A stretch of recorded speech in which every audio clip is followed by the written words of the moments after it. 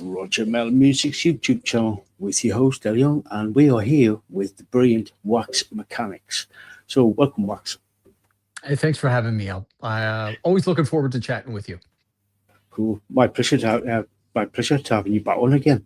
So, Wax, um, for those who don't know, could you introduce yourself and what you do? Sure. My name is Wax Mekanix, and I'm an American songwriter, rock performer, producer, and I have an interesting history from the early 80s. I was a founding member, drummer, and songwriter of Nitro. And those of you that are interested in that kind of thing, we were America's early answer to uh, what we were calling the new wave of British heavy metal in America. So we were coming up in the early 80s, and we did a few records on our own. And Mausoleum Records was a Belgian label, and they released some stuff on us. So some albums that Nitro might have passed by some of your listeners would be Lethal, Lethal Plus Two, Volatile Activity, and in the 2000s we did a bit of an anthology. Our run was from about 1979 until about 1985 or 86. And the scope and the arc of that was documented by uh, Skull Records as a Lethal Dose and anthology. And so, in parallel with that, I was doing some solo stuff. And the short version of a pretty long story is that in 2020, I was picked up by an American label called Electric Talon. And I've been releasing records from 2020 until now with Electric Talon Records. Some of them have been called Mobocracy, Psychotomimetic, Blunt, and a handful of singles. And you and I have chatted before, and I appreciate being here again. I perform live, I write and record, and I enjoy chatting with you and your listeners. Cool. Cool. Yeah.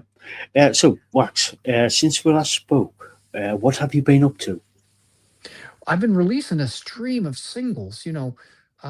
Before you and I chatted, I was focusing on releasing EPs, and I had done that. So I had done one in 2020 called Mobocracy.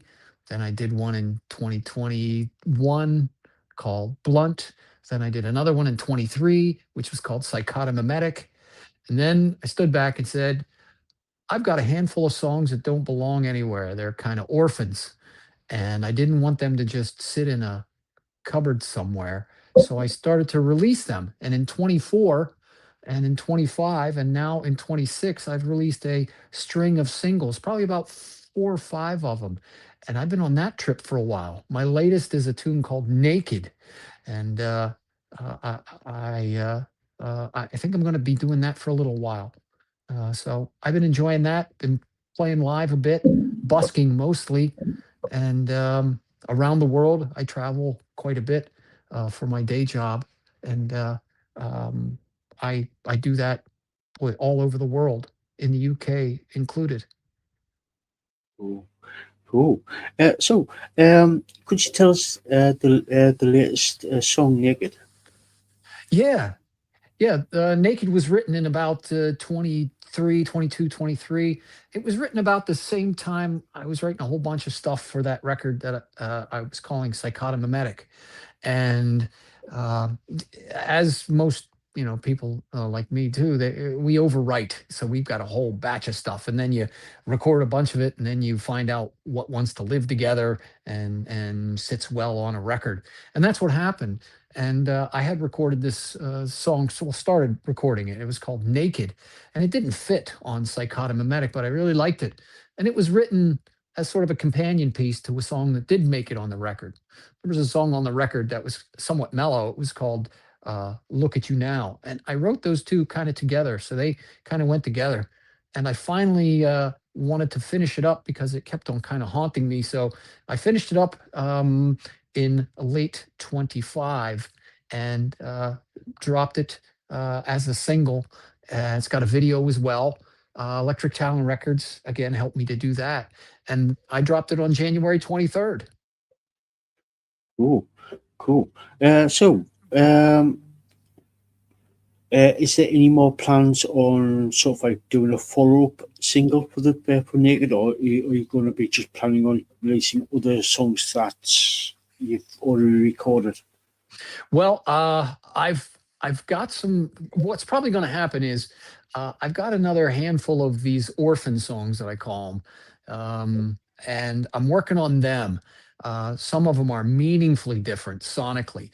They're not any sort of. They're not related in any way to Naked, but I have this handful of songs that are. I've got about, I don't know, anywhere between 95 and 85% done, about three or four of them. So I think I'm going to do at least one or two more. And in parallel with that, I'm working on what I hope to be at least an EP and maybe even a full album. That all these songs that seem to feel like they want to go together, and they're not orphans like these other ones. So it's been fun. They're kind of like Shark's Teeth, you know. Those songs keep coming. There's one right behind the other, and so I can multitask. We were alluding to that a little bit earlier before we went on, all this multitasking we have to do. So I find I've been doing that, which is to write a whole bunch of singles and see if I still want to do that. And the answer I think is yes. And at the same time, I'm working on a collection of songs that I think are going to be either an EP or an album. And I've got that group of songs probably about 80% done as well. So sometime in 26, be hearing some more from me. And obviously, I'll be dropping that on you because I really appreciate and respect your expertise.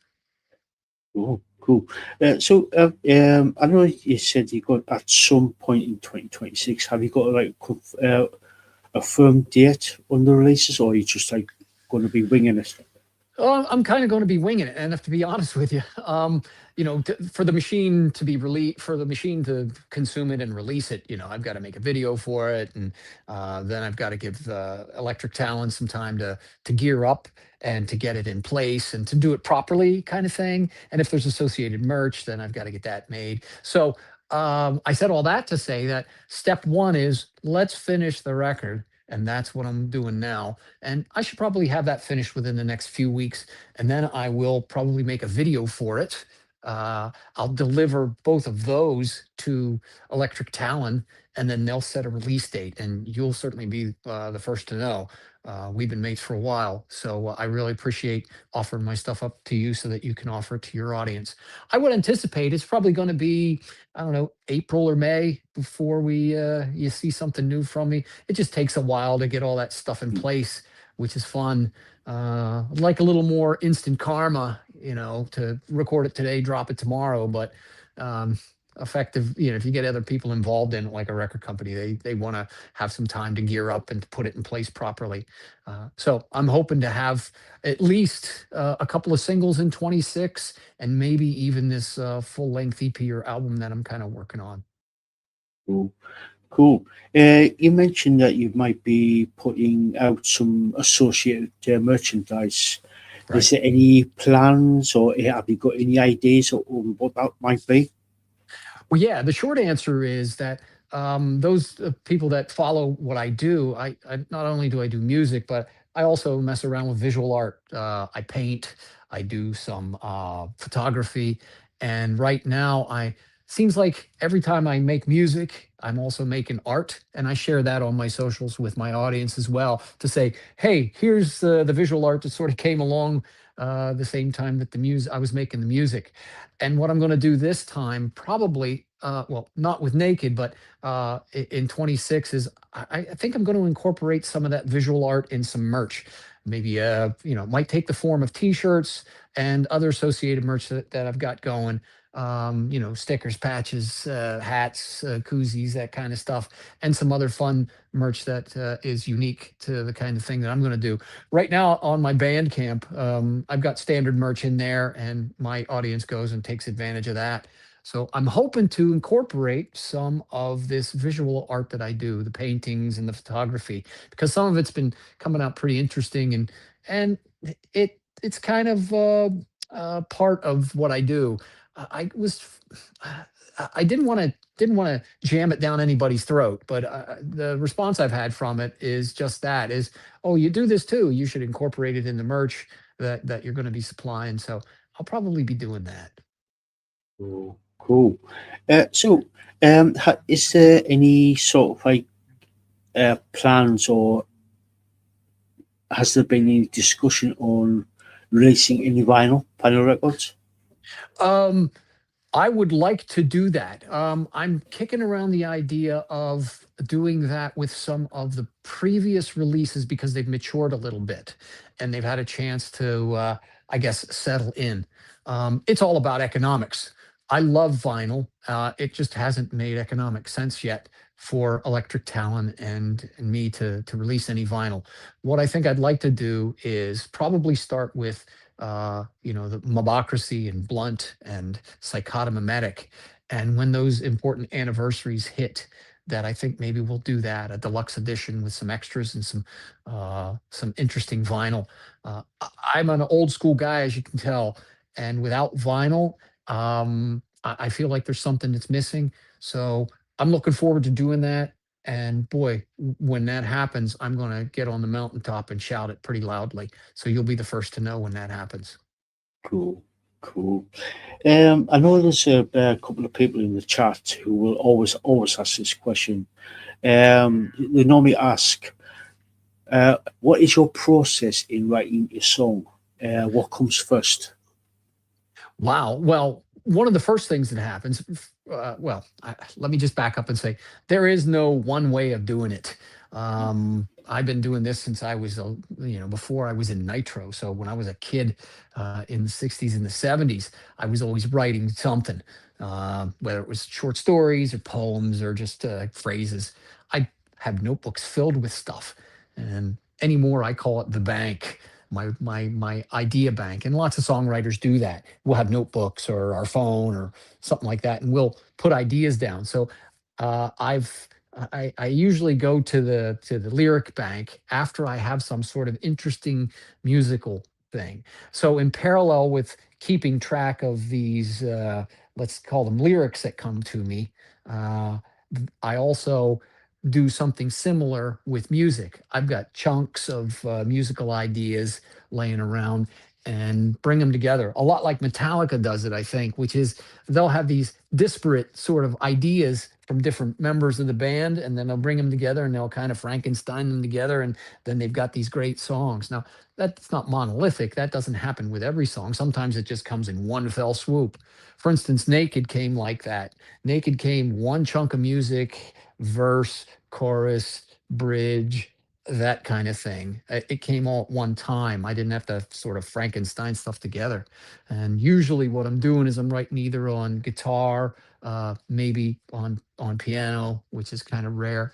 But a lot of the times, it's just me sitting unadorned with my acoustic guitar. It's rare that I write on electric because that's technology that kind of gets in the way. So I always have a couple of acoustic guitars laying around and my electric as well. And I will bank those kinds of musical ideas, and then I'll start to go look for a lyrical idea. In a lot of cases, I'll get these melodies that'll come along with the music, and then I'll have to finish off the lyric. The lyrics are the things I really kind of beaver away at, which is you got to kind of build it. It's rare that it all comes in one fell swoop, and I'd like that to happen. And some people like, I really like Noel Gallagher, and Noel says the same thing. Mr. Oasis has written some of the greatest songs of all time, and he said that sometimes they just fall out of the sky completely formed, and I've never had that happen. I wish it did, but I kind of chunk away, or I'm sorry, chop away at them in chunks, and I usually do that. At various places around the world, I've always got something with me, a guitar or something like that, that enables me to pick up those ideas. But I have to keep my antenna up.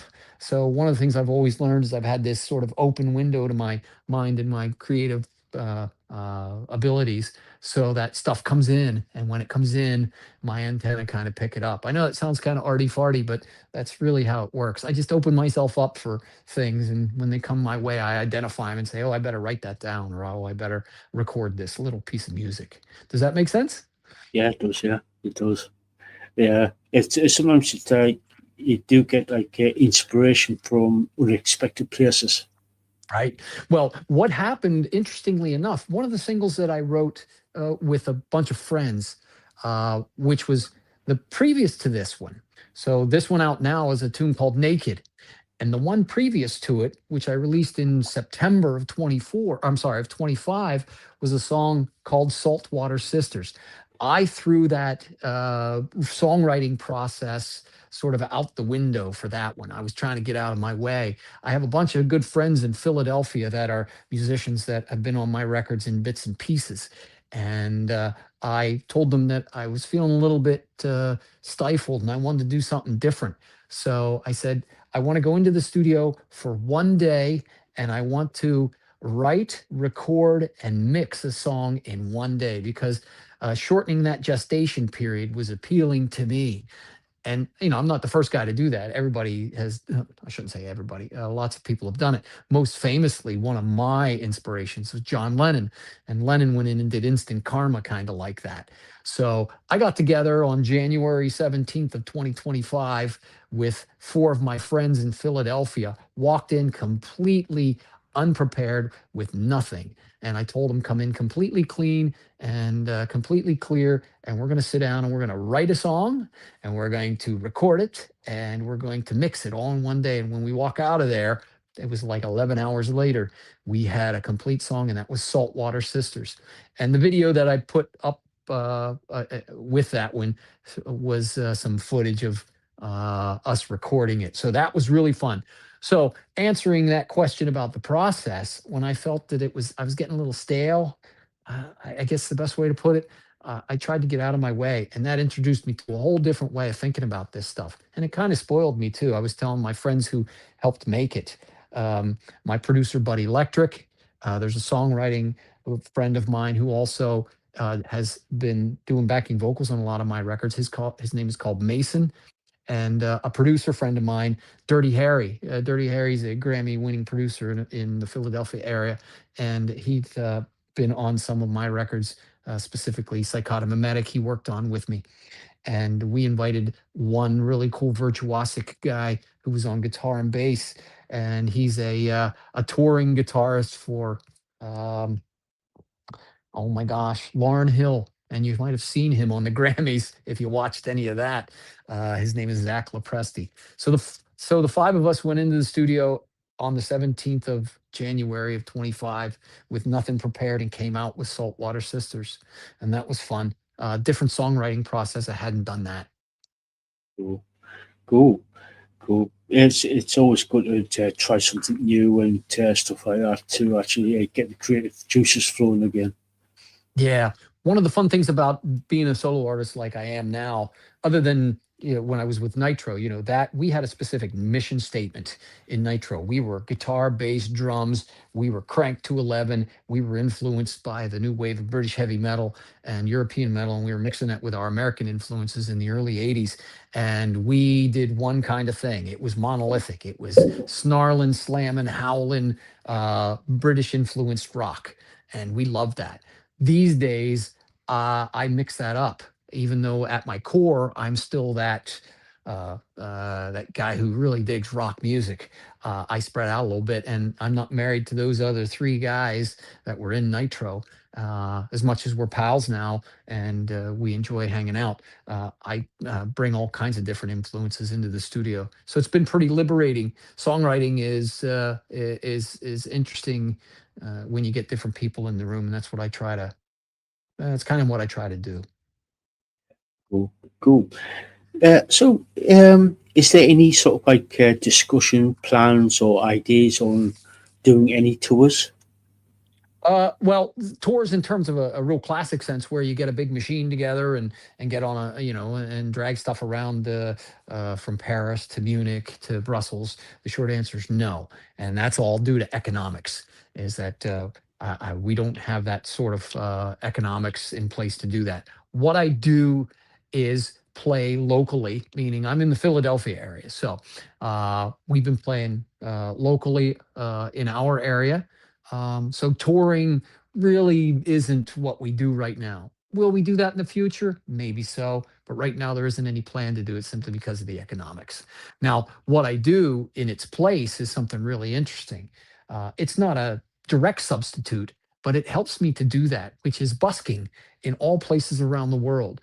So I have a profession separate from my musical stuff that I do, and it takes me around the world. And when I do go to these places, I'm armed with my guitar, and I will break out that approach in whatever city I am. That would be in Mexico, it would be in Paris, it would be in Frankfurt, it would be in Bangkok, in Kerala, Mumbai, um, let's see, Rio, Sao Paulo, any of those places.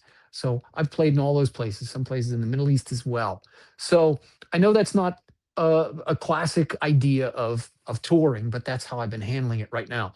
I'm hoping that in the future I'll be able to do that. That's really the goal, is to do more live shows internationally with a full band.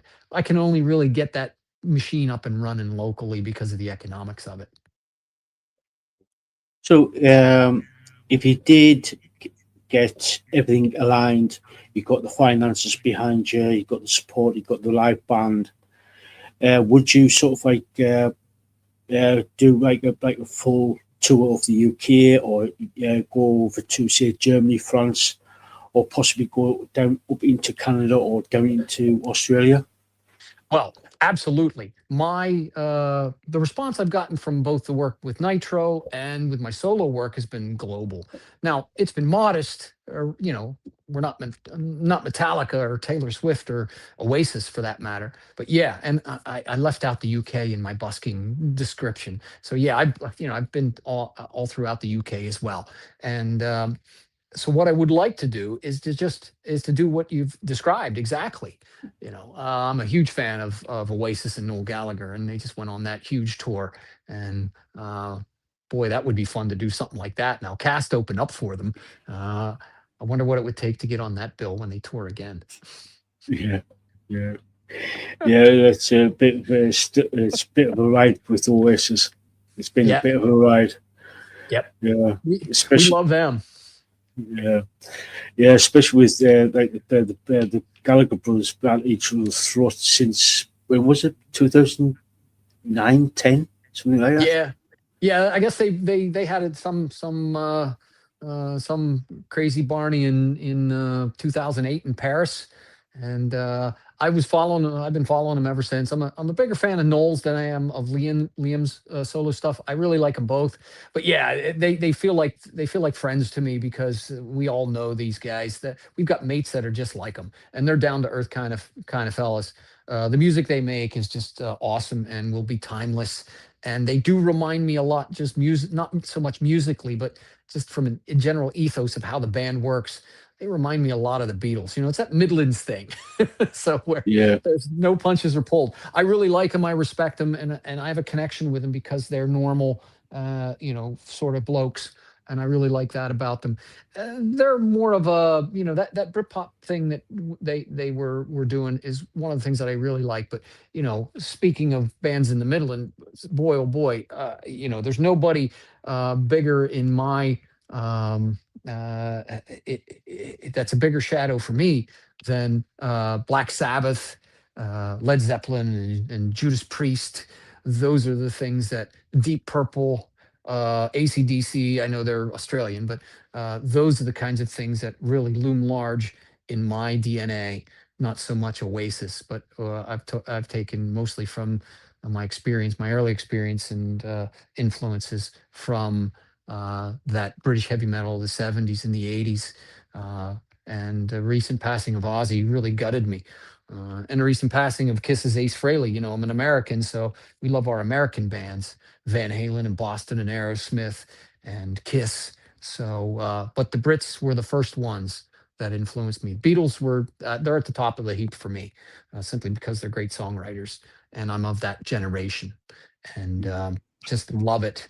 Oasis is in there. They are certainly in there, but I appreciate that they're still out there and doing it, and I'm hoping to get to see them when they come out again. yeah, yeah. So it's just this put in my head.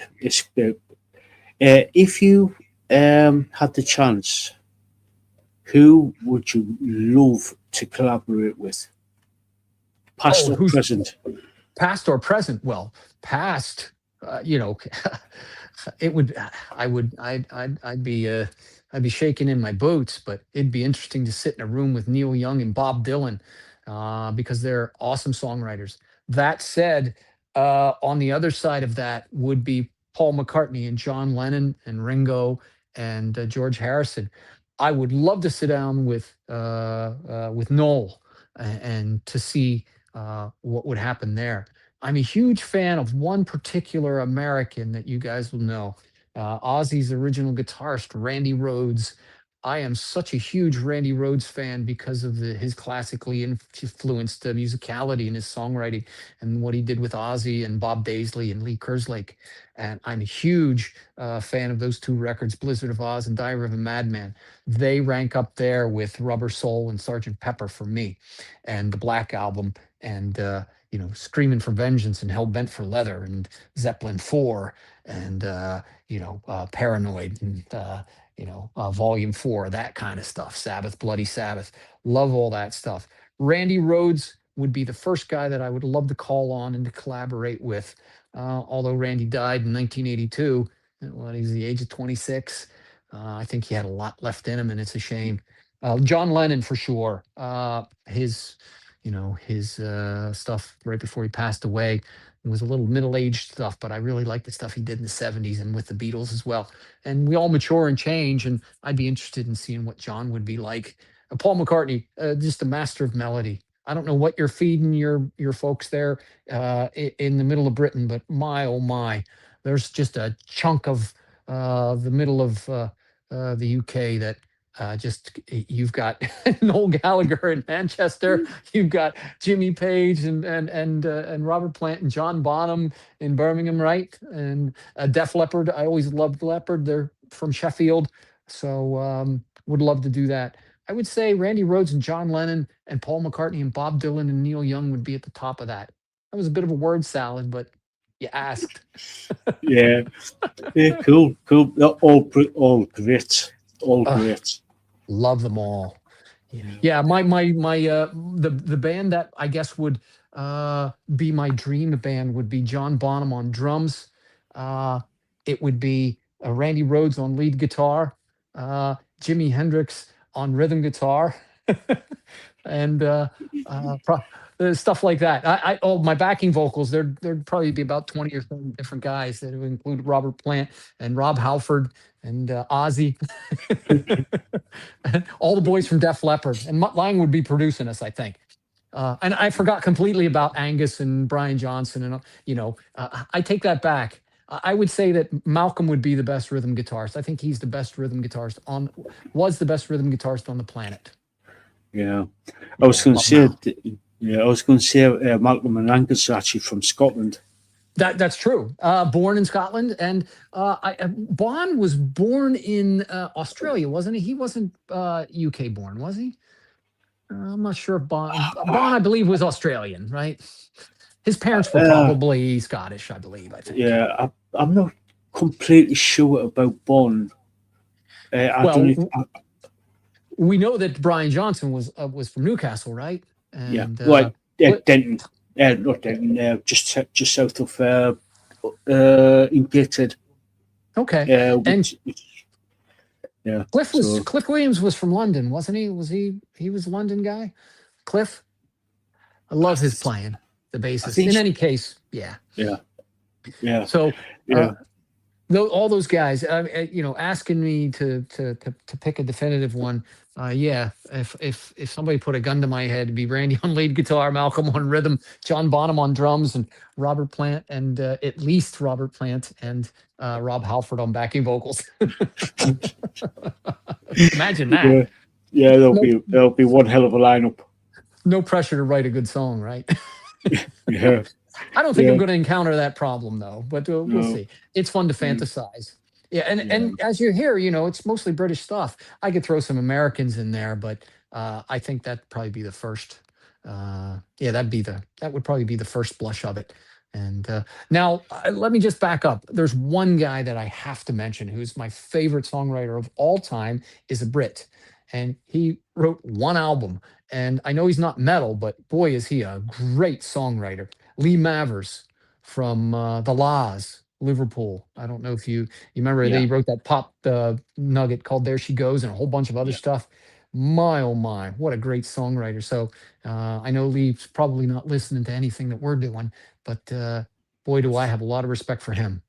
Just a yeah, great songwriter. My favorite song of all time, I think, is probably "There She Goes," because I have this pop thing that has always sort of dogged me. And as much as I love heavy stuff, boy, oh boy, Lee yeah. Mavers from Liverpool, excellent writer, the best on the planet, I think. Yeah. Yeah, I was going to say, I just heard last week. I was listening to BBC Radio Two, Mhm. and on the one of the morning shows, they had it was do a segment called "Tracks of My Years," and they Mhm. had the bassist on from the Laws on Oh, to do. John Power, I think is his I name, think right? yeah, I think so. Yeah, Yeah, he's got a and band called Cast, I believe, and they yeah, opened up for yes, Oasis. Yeah. yeah. And he says that basically when he was in the Laws, when he wrote wrote "There She Goes," they absolutely hated it. They literally Well, hated it. They yeah, well, recorded it, they had to but record it so many times. I mean, I went down the Laws rabbit hole like many people do, and and I've done this also with like with the Beatles and Zeppelin and Black Sabbath, and gone down the rabbit hole and chased down all these tidbits about it. They must Lee was just this perfectionist in it. He couldn't make the record properly. From what I understand, there was no record that was ever released on the Laws that he approved of, and he slagged off the official releases, I guess, that they had. And John Power is, he's out there carrying the torch a bit, and he's doing his own thing with Cast, and I appreciate that. Uh, so Lee was great, super. I don't know what you guys have in the water over there, but boy, oh boy, you're turning out some of the best musicians on the planet. yeah, yeah. I don't know what we've sort of like got in the waters or anything, but over the years we've created some world class musicians, like Oh, like from like the Beatles to the Black Sabbaths to the Led Zeppelins to Iron Maiden. oh, You know what I mean? It's like they got like stuff from like from the nineties, such as like Oasis. For yeah. those people who do like Oasis, there's like a lot of other bands as well. It's just like unreal. It's Well, yeah, some of my deeper influences are not so much metal and heavy rock. We've talked about the Sabbaths of the world and Zeppelin and Judas Priest, who are at the top of my heap. But also, I'm a huge fan of the Police, Elvis Costello. Again, another Liverpudlian. You've got the Beatles, Elvis Costello, and Lee Mavers all within the same city. It blows my mind. I don't know how that. It's just yeah, it's and all the other great talent that's come out of Liverpool that are up, I guess, the next tier down, and that's just one city. We're not talking about the Who, we're not talking about the Kinks, Pink Floyd. I can just go on forever. yeah. And it's like on the other side of the pennant, you've got people from like Stings from Newcastle. You've got Yep, Brian Johnson from AC/DC, yep, from Gateshead. You've got Brian Ferry from Roxy Music from Sunderland. yep. You've got Trevor Horn from Sunderland. Um, you've got Dave Stewart from Sunderland as well from Eurythmics. Yep. It's Well, uh, I've completely left out Queen, which is just in the pantheon of my influences and my love of British music. Queen is at the top, is again up there with Sabbath and Zeppelin and Queen and Judas Priest in terms of British rock that formed and shaped my taste and influence. Oh my gosh, Freddie Mercury. I know he was from Zanzibar and then was schooled in India, but still did most of his important work in the UK. Brian May, Dr. Brian May, the astrophysicist. Roger Taylor influenced my drumming in meaningful ways. John Deacon is now living the life of a retired man, and we have to give John his space. But oh my gosh, the beautiful records that they made were just unique. Elton John is another one. You know, Brian Johnson alone, the best vocalist that I can think of that's come out of the UK. Nobody like him. Absolutely nobody. His style is all his own, and they're Yeah, as unique as guitar players can be. Vocalists can sometimes be that unique, and there is no peer for Brian Johnson. You got Bruce Dickinson, who's got his own operatic approach to things. Freddie Mercury and his 5 octave range, but Brian Johnson is completely unique. You hear one note from Brian Johnson, and you know who you're listening to. Even it didn't really happen when he was in Geordie, so he was doing something different there. But yeah, yeah. uh, love Brian. Yeah, when I went to see AC/DC back in 2001 down at the Sheffield Arena, Hmm. when I came back the following day, I read the local newspaper, and there was somebody from there said that Brian Johnson sounded like he was gurgling kerosene while he was singing. I was like, that's a new way of putting it. Well, again, art is in the eye and the ear of the beholder. So it's unique. We all know what Brian's capabilities are. Back in Black is a perfect album, perfect from start to finish. In large part because of his vocals. Now, imagine stepping into the shoes of Bon Scott and having that sort of success. He didn't imitate Bon Scott. He built on that legacy. They created something new. I've got so much respect for him. It's just awesome how he's carried himself through the years. I think his vocal style is great. I mean, technically, if you listen to those records, and I know you have, and the listeners have as well, but my oh my, that stuff is immaculate. He's got his own style, and all those notes are awesome. And if you ever try to sing any of those, which we all do in the car, right, or on the train and on the tube, they are impossible to hit some of those notes. Now he's in his 70s now, and I'm sure that that instrument has worn a bit. So I don't really expect him to sing the stuff off of Back in Black today that he did then. But I'm just glad that it exists. Yeah, yeah, it does. Yeah, it does. Um, Love that. yeah, I've got a question from Jane, who's in the YouTube side of things. Um, she asks, "What do you think of David Bowie?" Well, Bowie was the precursor to this glam rock that we love in the US. The New York Dolls, Kiss, Alice Cooper. David Bowie, from a stylistic standpoint, he left a mark on Americans in that way. And when he toured the US, I was too young to go, but I heard all about Bowie. And when I saw him, I was really responding to that. And influenced stuff like, yeah, well, the big ones are Kiss and the New York Dolls for us here in the U.S. and in Alice Cooper as well. As far as his songwriting goes, that stuff, in my opinion, David Jones wrote stuff as good as the Beatles ever wrote. Space Oddity, all that stuff was so good. And later on, when he was working with Stevie Ray Vaughan on Let's Dance, I really enjoyed that stuff. That connected with me too because that had a pop and a groove sense to it. He was always an artist that was becoming something. So he didn't stay stagnant, and that appealed to me. And millions of others as well, sort of like the Beatles. You would expect something new with a new album. With Dylan, you'd expect something new with a new album. With Bowie, you would expect something new and fresh and a different perspective. So he's a man who passed away too soon, but I try not to focus on what we don't have. I try to remember and appreciate what we did have.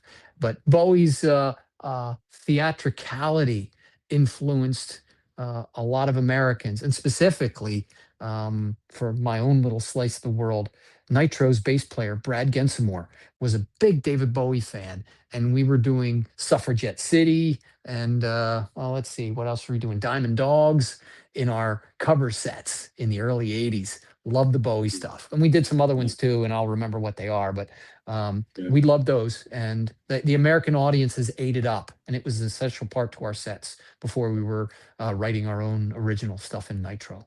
Thanks, Brad. Yeah. Cool. Yeah, I was going to say that with Bowie, he sort of like every about what 3 4 years he reinvented himself. Yep.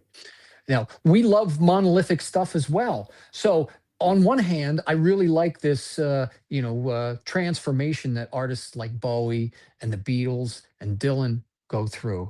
But I don't want AC/DC to do anything different. Please do not change. So, it depends upon what you're going for that day. I have room in my own creative psyche to be able to appreciate and consume AC/DC and uh, Bon Scott and Brian Johnson. And please don't do anything different. But in the same breath, I would say that if Bowie did 4 albums that sounded the same, I probably wouldn't feel as fulfilled by what he does because I would expect something different. The same way with the Beatles. Yeah, yeah, true, true. Thank you for that, Jen. Thanks. Um, we're going to be starting to wrap things up. So, guys in the chat there, if you've got any more questions, please ask away. So, where can people find you on social media so they can keep up to date? Well, I want to invite everybody to contact me if they're interested. And you can find me on all the socials.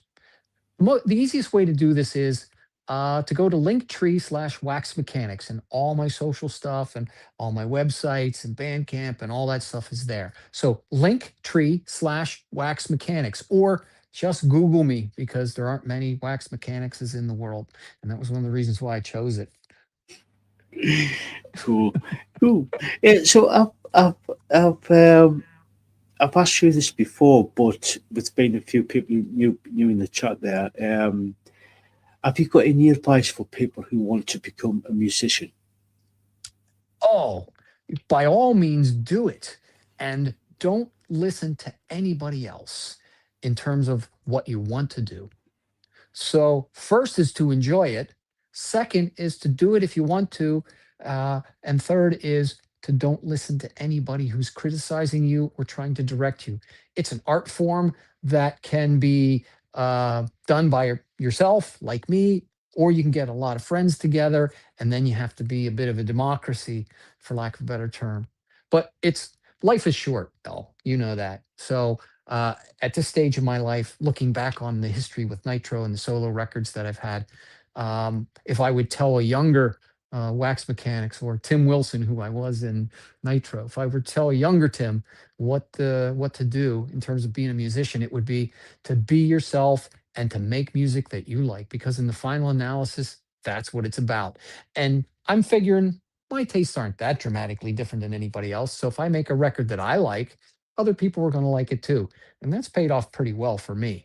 It's gotten me to a point where uh, I follow my instincts, and then the audience kind of finds me, if that makes any sense. It's been a good thing. Oh, sound advice there. Sound advice. We're going to start wrapping things up. So, have you got any final words before we go? Yes. First of all, I want to thank you for what you do, not just for me, but for all kinds of independent artists, and for keeping the spirit alive. I think in the 21st century, this is what it's about. Those golden years of the 60s, 70s, 80s, and 90s are over. We're not going to see a music industry like that anymore, that it's transformed, and it's driven by folks like you and your audience, and artists like me that do it sort of independently. So together, I think we're this cool family, and the best part of this has been making new friends, whether it was taking a question from Jan or talking with you periodically. That's been the best thing. Making music's fun. And I found that the people that I've been meeting along the way has been the best part of it. Yeah, I do try my best to support as many people as possible through the who's in the independent scene, and yeah, I do my best to get us to give like a platform, basically. We To appreciate you, mate. If nobody's told you that so far, just to hear it from me loud and clear. Appreciate you more than I can than say, and not just for me, but for what you do for everybody else. So keep up the good work. Yeah, I try. I try. So, Wax, thank you so much for coming on. It's been a total pleasure catching up. Thank you, mate. When I'm in the UK next, you're going to hear from me, and we'll pull some pints back. Oh yeah, definitely, definitely. So, guys in the chat, if you haven't checked out Wax Mekanix, please do. I've put the links down in the description, and the moderators have been posting out the links. So please go check them out. Go check out Wax Mekanix. So until next time, guys, we'll catch you all later.